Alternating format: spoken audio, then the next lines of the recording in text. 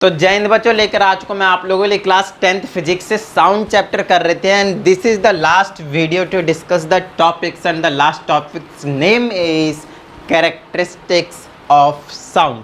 यहाँ पे हम सिर्फ और सिर्फ 3 टर्म्स को डिस्कस करने वाले हैं और वो भी कहीं ना कहीं कह सकते हैं आप डिटेल में। तो इन चीज़ों के बारे में आप लोगों को नॉलेज होनी चाहिए लाइफ में।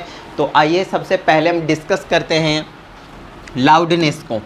तो कैरेक्टरिस्टिक्स आपके पास जो साउंड के होते हैं वो पूरे 3 होते हैं। एक होता है आपके पास लाउडनेस, दूसरी होती है पिच और तीसरी होती है आपके सामने क्वालिटी या फिर जिसको हम टिम्बर के नाम से भी जानते हैं। देखिए जो लाउडनेस होती है जनरली, मैं यहाँ पे सामने ये जो लिखा हूँ एरो लगाने के बाद, वो डिपेंड करता है किस पे वो चीज़ लिखा हुआ है। जैसे लाउडनेस है वो डिपेंड करता है एम्पलीट्यूड से, एम्पलीट्यूड पे, या फिर आप कह सकते हैं इंटेंसिटी पे, क्योंकि इंटेंसिटी भी डिपेंड करता है किस पे, एम्पलीट्यूड पे। एक्चुअल में लाउडनेस डिपेंड करता है इंटेंसिटी पे और इंटेंसिटी डिपेंड करता है एम्पलीट्यूड पे। तो जिसकी वजह से कहीं ना कहीं मिला जुला कर बात एक ही है। पिच डिपेंड करती है फ्रीक्वेंसी पे और नेक्स्ट आपके पास क्वालिटी, जिसको हम टिम्बर के नाम से भी जानते हैं, उसे वो डिपेंड करता है आपके पास वेव फॉर्म की, वेव किस तरीके से फॉर्म हो रहा है। ठीक है, और सबसे पहले स्टार्ट करते हैं लाउडनेस से कि लाउडनेस होता क्या है, क्या कहानी है उसके पीछे की सारी चीज़ें, everything we have to discuss here. तो चलिए शुरू करते हैं सबसे पहले लाउडनेस को लेकर। इसमें कहा जाता है it is a characteristics of sound by which ये loud can be distinguished from a faint sound even though both have same pitch and quality. देखिए अभी तो आपको बिल्कुल भी नहीं पता कि यार पिच क्या होता है, क्वालिटी क्या होता है। तो अभी के लिए आप सिर्फ और सिर्फ इतनी सी बात समझें कि भाई साहब कुछ ना कुछ पिच होता है, कुछ ना कुछ क्वालिटी होता है। अगर पिच और क्वालिटी दोनों सेम भी हो जाए तो भी हम बता सकते हैं कि उसकी लाउडनेस कम है या फिर ज़्यादा है, क्योंकि अभी हम आपको समझा रहे हैं लाउडनेस के बारे में। अभी सारी चीज़ें क्लियर हो ही जाने, तो कोई टेंशन वाली बात नहीं, राइट। ठीक है, तो लाउडनेस डिपेंड करता है आपके पास किस में, इंटेंसिटी पे, जिसकी वजह से हमें सबसे पहले पढ़नी पड़ेगी इंटेंसिटी के बारे में, ताकि फिर मैं आप लोगों को लाउडनेस के बारे में बता सकूँ डिटेल में। तो अभी मैंने आप लोगों को लाउडनेस के बारे में कुछ नहीं बताया, तो पहले हम आपको पढ़ाने जा रहे हैं इंटेंसिटी के बारे में। ठीक है ना, तो आइए इंटेंसिटी के बारे में देखते हैं कि क्या कहा जा रहा है। ठीक है, तो चलिए इंटेंसिटी के बारे में यहाँ पे लिखा हुआ है कुछ इस तरीके से, जिसमें कहा जाता है the intensity of a sound wave at any point is defined as the amount of energy passing per unit area per unit time, या फिर per unit time per unit area, एक ही बात है। तो कितनी एनर्जी पास हो रही है किसी एक पर्टिकुलर पॉइंट से, कितने टाइम में और कितने एरिया में, कंडीशन ये रहती है कि एरिया के वो परपेंडिकुलर होते हैं। जैसे कि मैंने यहाँ से भी फूंक मारा, मान लेते हैं ऐसा करते हैं, चलो हमने ये वाली किताब ले ली, ऐसे करके हमने क्या करा, फूंक मारा। फूंक मारने पे ये पूरे के पूरे रेक्टेंगुलर जो शेप है उस पर पूरे पे गया होगा, इस तरीके से पूरे पे गया है। तो कितने एरिया पे परपेंडिकुलर फॉल किया, ऐसे जाके फॉल किया ना, परपेंडिकुलर कितने एरिया पे फॉल किया और कितना टाइम है, ध्यान समझिएगा, कितने पर यूनिट टाइम, कितने टाइम में फॉल करा है, समझ में आ रही बात, कितने टाइम में फॉल करा है, उस चीज़ पे डिपेंड करता है। कितनी एनर्जी आपने दी, अपने एक तरह से एनर्जी तो लगाया है ना, कितनी एनर्जी पास हुआ, कितने पर्टिकुलर एरिया के परपेंडिकुलरली और कितने टाइम में। सो वहाँ से हमें डिपेंड करता है उसकी कितनी ज़्यादा इंटेंसिटी होगी। समझ में आ गई बात, ठीक है। तो इंटेंसिटी डिपेंड करता है, देखिए इसका जो फॉर्मूला बन जाता है एनर्जी पर unit time per unit area, per unit का मतलब होता है अपॉन में, तो एनर्जी अपॉन में टाइम और साथ में क्या रहेगा, एरिया, क्योंकि पर यूनिट टाइम भी और पर यूनिट क्या, एरिया, तो एरिया और टाइम दोनों नीचे रहने वाले हैं। तो देखिए एनर्जी अपॉन में टाइम आप लोगों ने सुना होगा, पहले भी पढ़ा होगा, जिसे हम क्या कहते हैं, पावर के नाम से जानते हैं। देखिए पावर को हम जनरली डिफाइन करते हैं वर्क अपॉन में टाइम। तो work is nothing but what, energy. So energy upon time is nothing but power. ठीक है, चलिए नहीं पता तो अभी के लिए इतना समझ लीजिए, इलेक्ट्रिसिटी चैप्टर में आपको ये चीज़ हम आपको वैसे भी पढ़ाने वाले हैं, या फिर वर्क एनर्जी एंड पावर वाले चैप्टर, अरे वर्क एनर्जी एंड पावर वाले में इसको मैं आप लोगों को डिस्कस करवा चुका हूँ, यस ऑलरेडी डिस्कस करा चुका हूँ। चलिए आगे की बात करते हैं।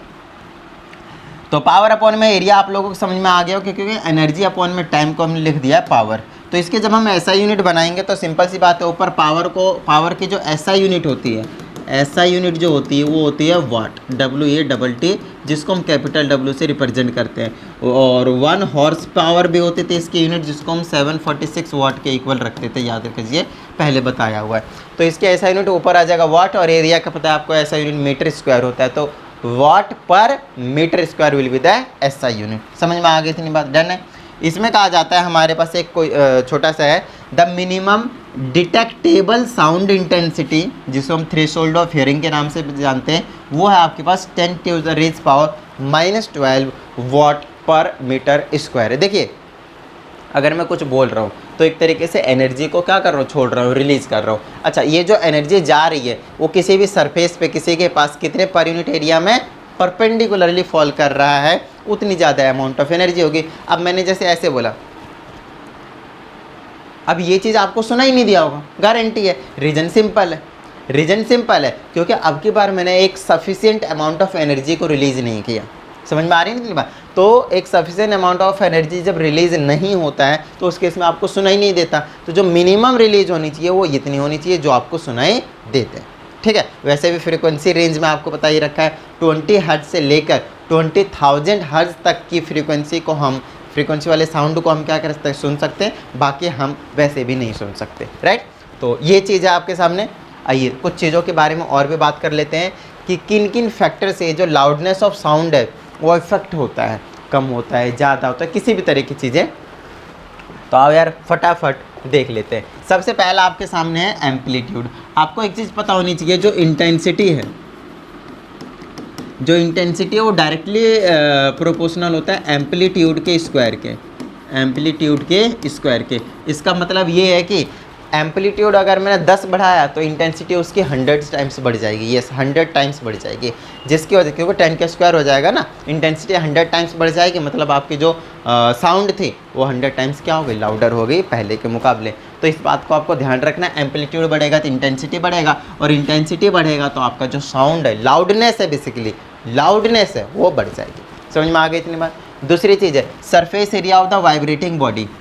अब नेक्स्ट है आपके पास, आपको जैसे जैसे आप सरफेस एरिया बढ़ा देंगे तो आपकी जो लाउडनेस होगी वो बढ़ जाएगी। तो लाउडनेस का सिर्फ मैं यहाँ से एरो से रिप्रेजेंट करता हूँ। एम्पलीट्यूड बढ़ेगा तो आपके पास जो लाउडनेस होगी क्या हो जाएगी, बढ़ जाएगी। सरफेस एरिया बढ़ेगा तो उसकी जो लाउडनेस होगी वो भी क्या हो जाएगी, बढ़ जाएगी। नेक्स्ट वाइब्रेटिंग बॉडी की बात कर रहा हूँ, ठीक है ना, वाइब्रेटिंग बॉडी की बात कर रहा हूँ।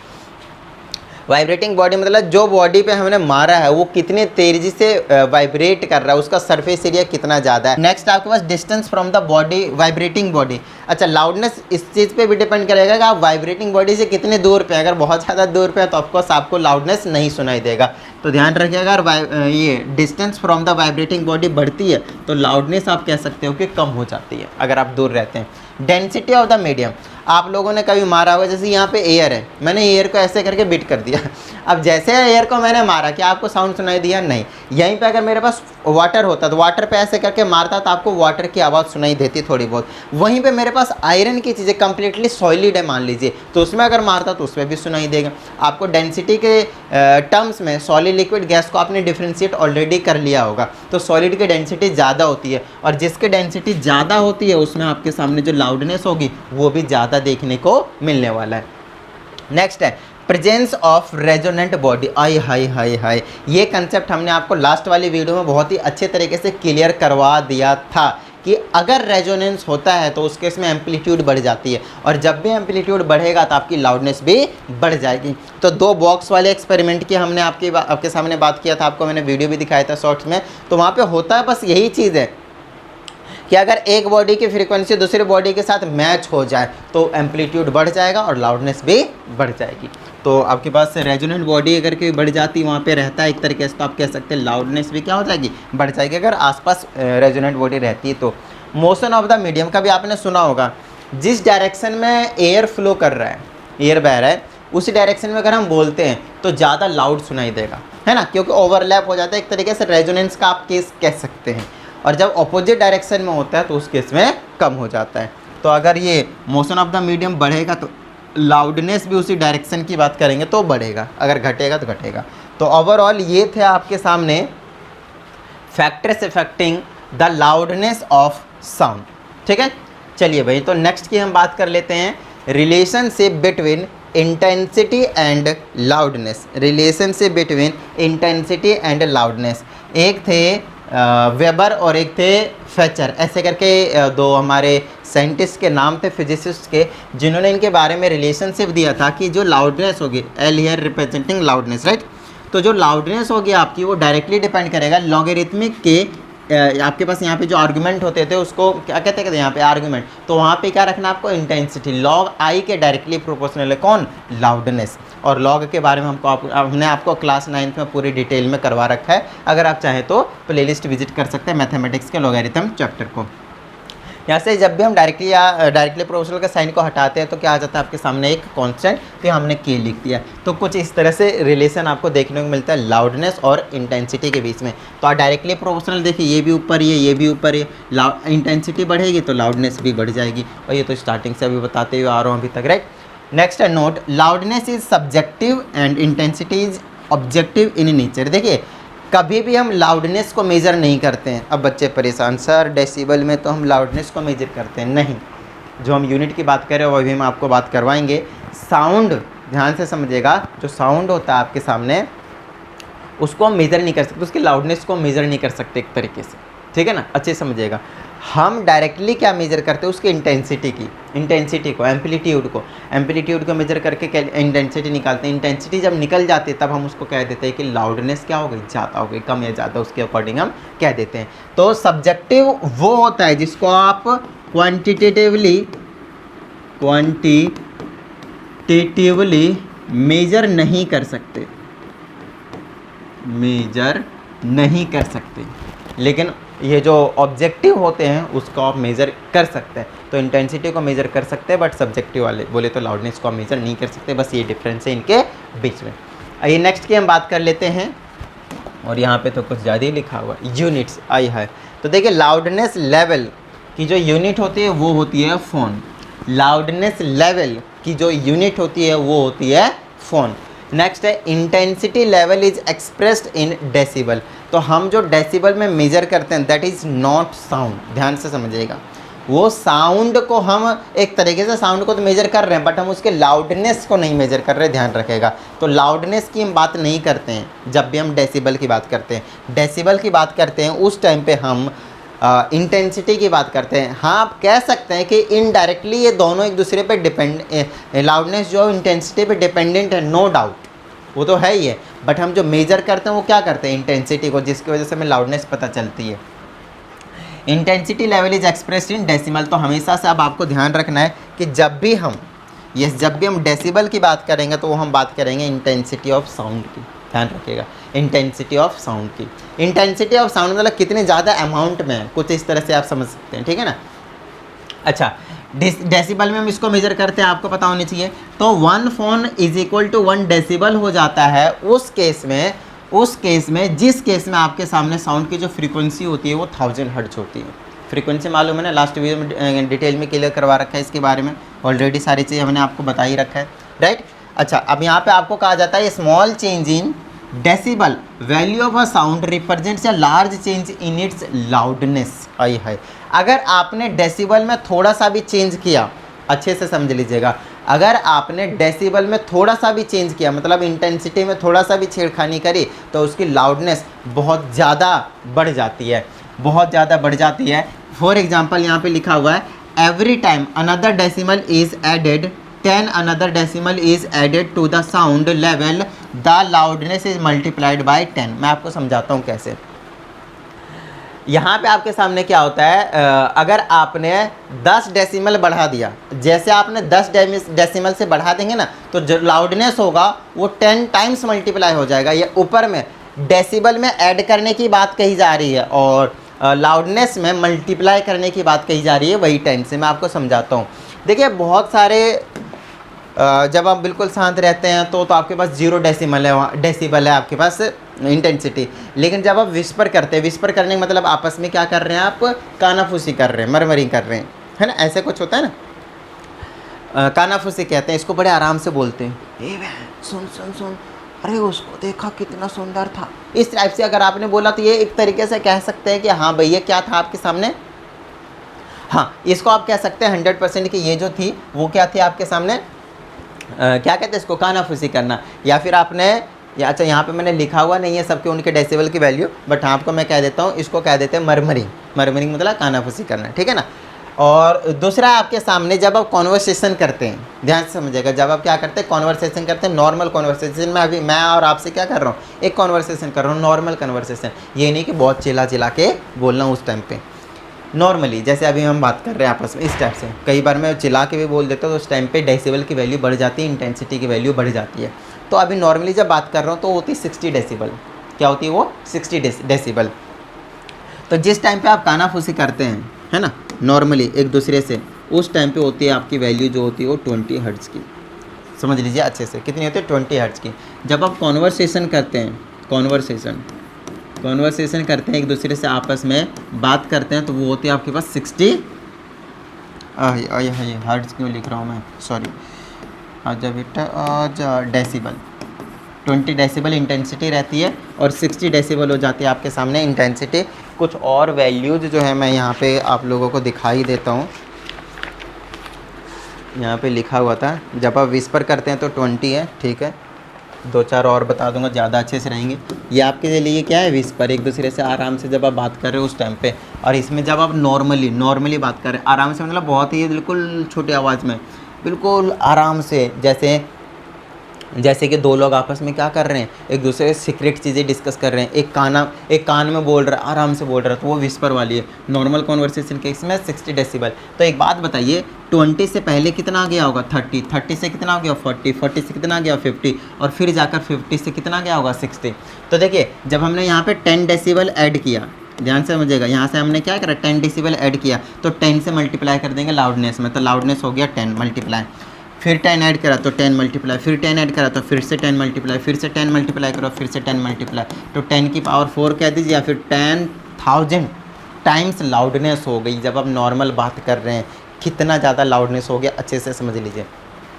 आपने यहाँ पे देखा 20 डेसिबल में विस्पर कर रहे थे, एक दूसरे के कान में बोल रहा था, उधर एक लड़का एक लड़के के, या फिर एक लड़के के कान में बोल रहे, तो यहाँ पे मैं खड़ा था, मेरे को सुना ही नहीं दिया। लेकिन जब हम नॉर्मली बात कर रहे हैं, तो जो बोल रहा था वो, उस कान वाली जो बात थी वो, और अब जो हम नॉर्मली बात कर रहे हैं वो 10,000 टाइम्स लाउड हो चुकी है। इस चीज़ को समझिएगा बहुत ही अच्छे तरीके से। सिमिलरली और भी कुछ चीज़ें हैं, विस्पर का हो गया, और रसलिंग ऑफ लीव्स, जब लीव्स गिरती है उस टाइम से की बात कर लेते हैं, वो भी 20 ही रहता है आपके पास, ज़्यादा नहीं रहता है। कॉन्वर्सेशन हो गया, स्पीडिंग व्हीकल रहता है आपके पास 60 to 80 डेसिबल। नॉर्मली बताते जाता हूँ, ये हमें पता होना चाहिए। जब आप रोड पे जाते हैं तो व्हीकल्स जाते हैं, उस टाइम पे जो उसकी साउंड प्रोड्यूस होती है लगभग कितना होता है, 60 to 80, मतलब जब नॉर्मल कॉन्वर्सेशन करते हैं उससे भी ज़्यादा डेसिबल की इंटेंसिटी रहती है उनके साउंड में। एक और आपके पास एवरेज फैक्ट्री नॉइस, बहुत ही ज़्यादा अच्छे से समझिएगा। फैक्ट्री नॉइज़ है आपके पास 80 to 90 के आसपास, 90 या फिर 100 भी चला जाता है, 100, 110 ऐसे कुछ चला जाता है। उसके बाद आपके सामने आता है लाउड डिस्को म्यूजिक आता है 130 पे। और जो जेट होते हैं, जेट आपको पता होगा, जेट जब उसके आसपास रहते हैं, लगभग 30 मीटर के अराउंड में रहते हैं, 30 मीटर के आसपास रहते हैं, तो उसकी जो साउंड आती है 140 डेसिबल की आती है। तो आप खुद अंदाज़ा लगाइए कि कितना टाइम्स लाउडर हो गया होगा आपसे, आपके जो विस्पर वाली साउंड थे उससे। तो 20 डेसिबल से आप कहाँ पहुँच गए, जब आप जेट के 40 मीटर के आसपास हैं, 30 मीटर के आसपास है, तो उस टाइम से इतना, कितने का डिफरेंस हो गया, कितने टाइम्स हो गया इसको, 120 का मतलब समझ रहे हैं आप, 120 इतना आ गया डिफरेंस। कितना आ गया आपके सामने डिफरेंस, कुछ इतना डिफरेंस आ गया, 120 का डिफरेंस आया। मतलब इस तरह से नहीं देखना कि 120 डिफरेंस आया, बट कितना टाइम्स लाउडर हुआ है वो ऐसे देखेंगे, 10, 20, 30, 40, है ना। तो इतने 30, 40, 50, 60, 70, 80, 90, 100, 110, 120, 130 और 140, कितना हो गया, 1, 2, अरे यहाँ से शुरू किया था ना, 30, यहाँ से शुरू किया था क्या, 30, 40, 50, 60, 70, 80, 90, 100, 110, 120, 130, 140, ठीक है। तो कितने होगा, 1, 2, 3, 4, 5, 6, 7, 8, 9, 10, 11, 12, तो 10 की पावर में 12, अच्छे से समझ में आनी चाहिए ये चीज़। 10 की पावर में 12 इतना टाइम्स लाउडर था जेट का आवाज़, साउंड, लाउडनेस। समझ में आई नहीं इतनी बात। तो कुछ इस तरह की कहानी थी इसकी। आइए अब हम आगे की बात कर लेते हैं। और फाइनली अब जो है आपके सामने ख़त्म हो गया है लाउडनेस, और हम आपको लेकर आ चुके हैं पिच के पास। तो पिच अगेन एक साउंड का कैरेक्टरिस्टिक्स है जिससे हम डिस्टिंग्विश करते हैं कि किसकी साउंड कितनी ज़्यादा श्रिल है। श्रिल जो श्रिल होती है उसको हम सिंपली कह देते हैं कितनी ज़्यादा आप कह सकते हैं पतली वॉइस है या फिर मोटी वॉइस है ना। एक होता है एकदम सुनो भाई, तो ये हो गया थोड़ा सा काफ़ी ज़्यादा मोटी वॉइस हो गई है ना, डार्क वाली। और ये होता है नॉर्मल जो लड़कियों की आवाज़ होती है या फिर जो छोटे बच्चों की आवाज़ होती है, उनकी जो आवाज़ होती है, लाउडनेस होती है, साउंड होती है, उनमें श्रिलनेस होती है। और वो जो श्रिलनेस आती है ना वो ड्यू टू फ्रीक्वेंसी। तो ध्यान रखिएगा पिच जो है, पिच वो डिपेंड करते हैं किस पे, वाइब्रेशन, फ्रीक्वेंसी ऑफ वाइब्रेशन। कोई भी बॉडी अगर वाइब्रेट कर रही है तो कितनी तेज़ी से वाइब्रेट कर रही है, तो जितनी ज़्यादा तेज़ी से वाइब्रेट करेगी वो उतना ही ज़्यादा क्या होंगे, श्रिल होंगे। तो फ्रीक्वेंसी पे डिपेंड करता है, यहाँ पे एम्पलीट्यूड पे डिपेंड नहीं करता है। तो यहाँ पे अगर दो वॉइस है जिनकी लाउडनेस सेम है, समझिएगा, अगर लाउडनेस सेम है, लाउडनेस सेम का मतलब उसका अगर एम्पलीट्यूड भी सेम है, एम्पलीट्यूड की बात कर रहा है, अगर एम्पलीट्यूड सेम है तब भी वो अलग अलग वॉइस के हो सकते हैं। दैट विल डिपेंड कि जैसे कि मैंने बोला, यहाँ पे देखिएगा एक छोटा सा एग्जांपल देता हूँ। एक ये हुआ, अब इसका एम्पलीट्यूड देखिए और एक इसका एम्पलीट्यूड देखिए, और अब यहीं पे देखिएगा इतना था ना, तो इतना ही का एग्जांपल मैं लेता हूँ और ऐसे करके देता हूँ मैं आपको। ये देखिए इस वाले में ये वाला ज़्यादा श्रिलनेस है, इसकी जो श्रिलनेस है वो ज़्यादा है और इसकी जो श्रिलनेस है वो कम है, बहुत कम है। रीज़न इसका मैं आपको समझाता हूँ, क्योंकि इसकी फ्रीक्वेंसी ज़्यादा है, इसकी फ्रीक्वेंसी कम है। अब फ्रीक्वेंसी वाला जो चीज़ें हैं हमने लास्ट वीडियो में रेजोनेंस वाले में है ना, जहाँ पे आपको हमने फ्री वाइब्रेशन, डैम्प्ड वाइब्रेशन और फोर्स्ड वाइब्रेशन साथ में रेजोनेंस समझाया हुआ, उसमें हमने आपको स्पेशली दो टर्म्स को क्लियर करवाया था, एक फ्रीक्वेंसी को और एक वेवलेंथ को, ताकि आगे के सारी चीज़ें हम आपको क्लियर करवा सकें, और साथ में एम्पलीट्यूड को। तो ध्यान रखिएगा, इसका एम्पलीट्यूड ज़्यादा है नहीं, इसका एम्पलीट्यूड ज़्यादा है नहीं, दोनों का हमने एम्पलीट्यूड क्या लिया हुआ है, सेम लिया हुआ है। लेकिन अगर आप देखो तो इसकी वेवलेंथ ज़्यादा है और इसकी वेवलेंथ क्या हो गई, कम हो गई। जैसे वेवलेंथ कम होती है इसकी फ्रीक्वेंसी बढ़ जाती है, फ्रीक्वेंसी बढ़ जाती है तो श्रिलनेस बढ़ जाती है। बस आगे की सेम कहानी आपको यहाँ पे वही चीज़ करके लिखा गया है, अच्छे से समझ लीजिएगा। अब ज़्यादा कुछ है नहीं, अच्छे समझने वाली चीज़ें यहाँ। फ्रीक्वेंसी और वेवलेंथ एक दूसरे के इन्वर्सली प्रोपोर्शनल है। अगर आप वेवलेंथ को यहाँ पे हमने क्या करा, कम कर दिया, तो फ्रीक्वेंसी क्या हो जाएगी, बढ़ जाएगी। अच्छा, फ्रीक्वेंसी देख लिया, वेवलेंथ कम हुआ, फ्रीक्वेंसी बढ़ जाएगी, तो श्रिलनेस भी एरो ऊपर है तो बढ़ जाएगी, ये ध्यान रखिएगा। नोट डालकर लिखा था, voice of children and ladies is shrill as compare to man. ये चीज़ हमने आपको पहले ही बता दिया कि मैन की जो वॉइस होती है काफ़ी ज़्यादा डीप होती है, गहरी होती है, तो उनमें श्रिलनेस कम होती है। हमारे साउंड वेव में क्या होता है, वेवलेंथ हमारी ज़्यादा होती है, जिसकी वजह से श्रिलनेस नहीं आती। बट जो किड्स होते हैं वो, और जो लेडीज़ होती हैं है ना, फीमेल्स जनरली, उनके जो वॉइस होती है वो होती है काफ़ी ज़्यादा, उनकी फ्रीक्वेंसी होती है, वेवलेंथ उनकी कम होती है। वेवलेंथ कम होने के पीछे का रीज़न होता है बिकॉज ऑफ लेडीज़ एंड जो किड्स होते हैं उनके जो वोकल कॉर्ड होते हैं, आवाज़ कहाँ से साउंड प्रोड्यूस हो रहा है, वोकल कॉर्ड से। वोकल कॉर्ड क्या कर रहे हैं, वाइब्रेट कर रहे हैं, तो साउंड प्रोड्यूस हो रहा है, ठीक है। तो उनके जो वोकल कॉर्ड होते हैं वो ना शॉर्ट होते हैं, छोटे होते हैं, जिसकी वजह से उनकी वेवलेंथ छोटी निकलती है साउंड वेव्स की। जब साउंड वेव्स की वेवलेंथ ही छोटी हो गई तो फ्रीक्वेंसी ज़्यादा हो गई, और फ्रीक्वेंसी ज़्यादा हो गई तो श्रिलनेस ज़्यादा हो गई, पतली वॉइस ज़्यादा निकलती है। तो कुछ इस तरह से कहानी है। और जिस तरह से लाउडनेस डिपेंड कर रहा था इंटेंसिटी पे, तो इंटेंसिटी को मेजर कर रहे थे तब हम लाउडनेस बता रहे थे, डायरेक्टली हम लाउडनेस को मेजर नहीं कर रहे थे। तो जो लाउडनेस था वो सब्जेक्टिव था और जो इंटेंसिटी था वो आपके सामने ऑब्जेक्टिव था। सिमिलरली यहाँ पे पिच जो है वो सब्जेक्टिव है और किस पे डिपेंड कर रहा है, फ्रीक्वेंसी पे। तो फ्रीक्वेंसी मेजर करके हम पिच को बताते हैं, तो फ्रीक्वेंसी आपके सामने ऑब्जेक्टिव हो जाएगा, ध्यान रखिएगा। अभी क्लियर कराया था मैंने आप लोगों को, राइट। चलिए नेक्स्ट आपके सामने क्वालिटी और टिम्बर। तो लास्ट हम ये थर्ड वाले पार्ट में आ चुके हैं, उसके बाद एक छोटी सी चीज़ और बताऊँगा, उसके बाद फाइनली हमारा ये जो चैप्टर होगा वो कंप्लीट हो जाने वाला है। तो चलिए इसमें कहा जाता है, it is a characteristic of A sound that enables us to distinguish between two sounds of the same pitch and loudness। अब इसमें हम क्या कर रहे हैं, पिच और लाउडनेस दोनों को सेम कर देने, कोई दिक्कत नहीं है। उसके बाद हम उसको डिफ्रेंशिएट कर सकते हैं, उसके बाद भी हम क्या कर सकते हैं, उसको डिफ्रेंशिएट कर सकते हैं, दो अलग अलग सोर्सेस से हैं तब भी। तो it depends upon the wave form of the sound. ये इंपॉर्टेंट पॉइंट है, इंपॉर्टेंट लाइन है, क्योंकि अब यहाँ पे हम ना एम्पलीट्यूड वगैरह देख रहे हैं, ना फ्रीक्वेंसी वगैरह देख रहे हैं, ना कुछ और देख रहे हैं। अब हम यहाँ पे वेव फॉर्म देख रहे हैं कि जो हम बोल रहे हैं वो किस तरह के वेव के फॉर्म को रिप्रेजेंट कर रहा है, दिखा रहा है। तो वो नोटिस किया गया है, तो आपको कुछ इस तरह के दिखेंगे wave form of piano. Piano के वेव फॉर्म कुछ इस तरह से निकलते, देखिए ऐसे करके ऐसे ऐसे, फिर ऐसे करके ऐसे ऐसे, फिर ऐसे करके ऐसे, कुछ इस तरह से चलता रहता है। तो क्या आपको ये वाला वेव फॉर्म दिखा? आइए अब दूसरा वाला वेव फॉर्म देखिए, फ्लूट वाला। फ्लूट मतलब बांसुरी वाला, है ना। तो बांसुरी का वेव फॉर्म कुछ इस तरह से है। तो कहीं ना कहीं यहाँ पे आपको चेंज देखने को मिलेगा दोनों में। अच्छे से देखिए, ये देखिए इसमें, ये देखिए इसमें, मैं बैठ जाता हूँ। हाँ, ये देखिए, फिर ये देखिए, फिर ये देखिए, फिर ये देखिए, फिर ये देखिए, फिर ये देखिए, दोनों में चेंज दिख रहा है ना। तो ये जो चेंज दिख रहा है, तो वेव के फॉर्म में चेंज दिख रहा है आपको। वेव के जो फॉर्म है, अलग अलग वेव फॉर्म बना रहे हैं, जिसकी वजह से आप क्या कहते हैं, उसको डिस्टिंग्विश कर देते हैं, यार ये अलग चीज़ की साउंड है, ये अलग चीज़ की साउंड है। इवन दोनों की लाउडनेस सेम हो, सब कुछ सेम हो, तो कुछ फ़र्क नहीं पड़ेगा, आप फिर भी बता देंगे हाँ भाई ये अलग की साउंड है, ये दूसरे की साउंड है। क्या इतनी से बात समझ में आई? और लास्ट टॉपिक है आपके सामने यहाँ पे, वो है म्यूजिक एंड नॉइस, कि म्यूजिक क्या होता है और नॉइस क्या होता है। देखिए कभी भी हम लाउडनेस से ये नहीं बता सकते, ध्यान से समझिएगा, लाउडनेस से हम ये नहीं बता सकते कि वो म्यूज़िक है या फिर नॉइस है। अब कई बार बोलते हैं कि भाई वो तो ना डीजे बजा रहे हैं, तो डीजे जो है ना वो शोर शराबा हो रहा है, तो नॉइज़ पॉल्यूशन फैला रहा है। ऐसा नहीं होता है, डिपेंड करता है अलग अलग चीज़ों पे, तो वो आपको मैं समझा देता हूँ।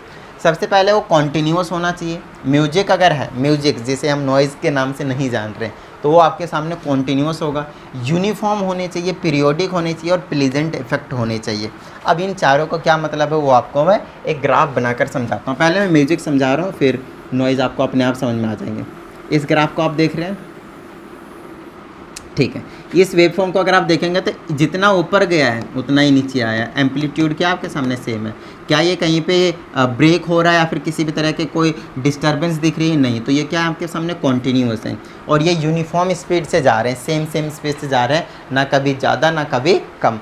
उसके बाद आपके सामने आता है पीरियोडिक, मतलब सेम टाइम इंटरवल में। अगर ये एक वेव फॉर्म को मान लेते हैं कि 10⁻³ सेकेंड्स का टाइम लग रहा है, तो अगले वाले को भी इतना ही टाइम लगेगा, उससे अगले वाले को भी इतना ही। पीरियोडिक है, सेम इंटरवल ऑफ टाइम में क्या कर रहे हैं, ये आगे यहाँ से फ्लो कर रहे हैं। नेक्स्ट है प्लीजेंट इफेक्ट का मतलब जब आप इसको सुनते हैं तो आपको अच्छा फील होता है, आपको इरिटेटिंग फील नहीं होता है, जिसकी वजह से हम क्या कहते हैं, इसको म्यूजिक कहते हैं। तो इसका ये वेव फॉर्म हो गया। अब दूसरा वेव फॉर्म बनाता हूँ मैं नॉइज़ का। अब इस वाले नॉइज़ के वेव फॉर्म को अगर आप नोटिस करेंगे तो कभी कम हो रहा है, कभी ज़्यादा हो रहा है, फिर कम ज़्यादा, और कहीं पे भी किसी भी तरह के वेव फॉर्म को प्रेजेंट कर रहा है। तो इसका कोई एक पीरियोडिक नहीं है, कॉन्टीन्यूस नहीं है, यूनिफॉर्म नहीं है, आपको ये प्लीजेंट इफेक्ट नहीं देंगे। जैसे फैक्ट्री के साउंड हो गए, ट्रक वगैरह के साउंड हो गए, कभी कम कभी ज़्यादा, कभी कुछ हो रहे हैं, है ना, गाड़ियों में व्हीकल्स के साउंड हो गए। तो इस टाइप के जो चीज़ें होते हैं वेव फॉर्म्स, ये डिस्प्लेसमेंट वर्सेस टाइम का रिप्रेजेंटेशन है, ध्यान रखेगा। तो ये हो गया आपके सामने नॉइज़। तो इसी का उल्टा कर दीजिए तो आपके सामने नॉइज़ देखने को मिल जाएगा। तो उम्मीद करता हूँ ये सारे जो टॉपिक्स थे आपको क्लियर हो गए होंगे, और यहाँ पे फाइनली आपका जो साउंड चैप्टर है वो कंप्लीट हो गया है। तो उम्मीद करता हूँ आपको समझ में आ गया होगा, और अगर ऐसा है तो फटाफट वीडियो को लाइक कर दीजिए। साथ ही अगर आप इस चैनल पर एक नए स्टूडेंट हैं तो चैनल को सब्सक्राइब करके बेल आइकन को जरूर प्रेस कीजिएगा। तो चलिए मिलते हैं अगली वीडियो में, प्रैक्टिस करते रहिएगा। जय हिंद।